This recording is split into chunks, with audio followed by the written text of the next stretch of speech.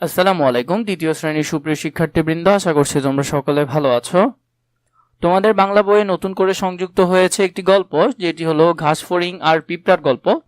এই গল্পটি আগে আমরা ভালো করে পড়বো, এরপরে এর অনুশীলনের যেসব প্রশ্নগুলো রয়েছে প্রশ্নগুলোর আমরা সবগুলোর সমাধান ধারাবাহিকভাবে দেখব।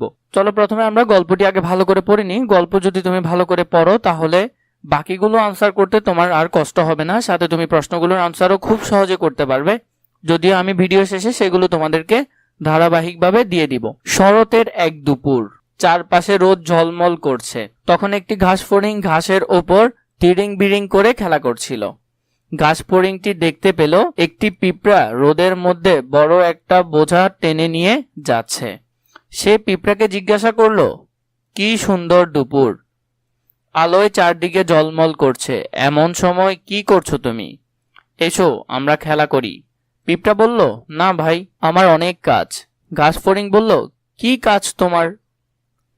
পিঁপড়া বলল, শীঘ্রই শীতকাল এসে যাবে, আমি তখন ঘর থেকে বের হতে পারবো না, তাই গরমকাল থেকেই খাবার সঞ্চয় করছি।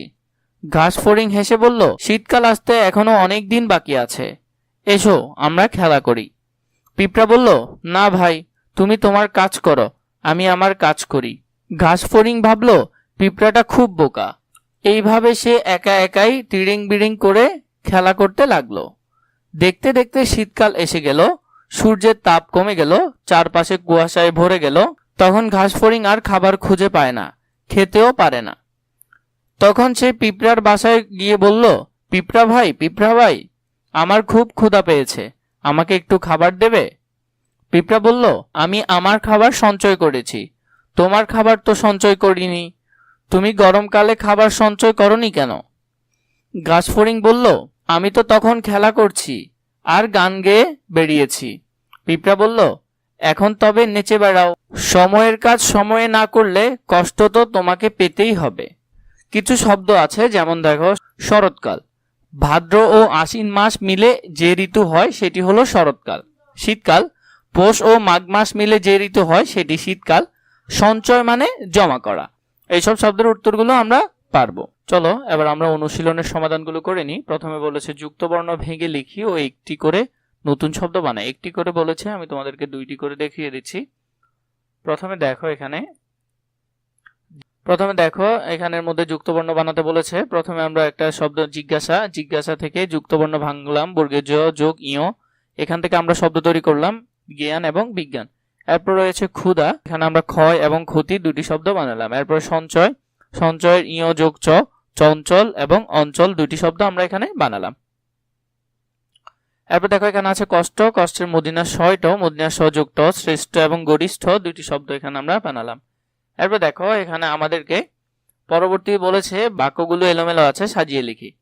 আমরা যদি এটি সাজিয়ে লিখি, প্রথমে এখানে ছিল সূর্যের তাপ কমে গেল, খেলতেও পারে না, ঘাসফড়িং আর খাবার খুঁজে পায় না, চারপাশ কুয়াশায় ভরে গেল, দেখতে দেখতে শীতকাল এসে গেল। এখানে হবে দেখতে দেখতে শীতকাল এসে গেল, সূর্যের তাপ কমে গেল, চারপাশ কুয়াশায় ভরে গেল, তখন ঘাসফড়িং আর খাবার খুঁজে পায় না, খেলতেও পারে না। এরপরে দেখো 3 নম্বরে বলেছে উত্তর বলি ও লিখে। এই প্রশ্নগুলোর উত্তর আমরা এখন দিব। চলো উত্তরগুলোর মধ্যে প্রথমে বলেছিল পিঁপড়া রোদের মধ্যে কি করছিল? পিঁপড়া রোদের মধ্যে বড় একটা বোঝা টেনে নিয়ে যাচ্ছিল। আসল কথা হলো সে কাজ করছিল তখন। এরপর দেখো খ নম্বরে ঘাসফড়িং কি করছিল? ঘাসফড়িং খেলা করছিল তখন। ঘয় কি আছে? ঘাসফড়িং কেন পিঁপড়ার বাসায় গেল? শীতের সময় কোনো দিকে খাবার খুঁজে না পাওয়ার কারণে সে পিঁপড়ার বাসায় গেল। কে বোকা, পিঁপড়া নাকি ঘাসফড়িং? ঘাসফড়িং হলো এখানে বোকা।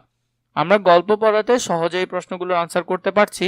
এছাড়াও তোমাদের আর কোন টপিকের ভিডিও প্রয়োজন সেটি আমাকে জানাবে কমেন্ট বক্সে, আমি তোমাদের জন্য সেগুলো শীঘ্রই রেডি করে নিয়ে আসবো।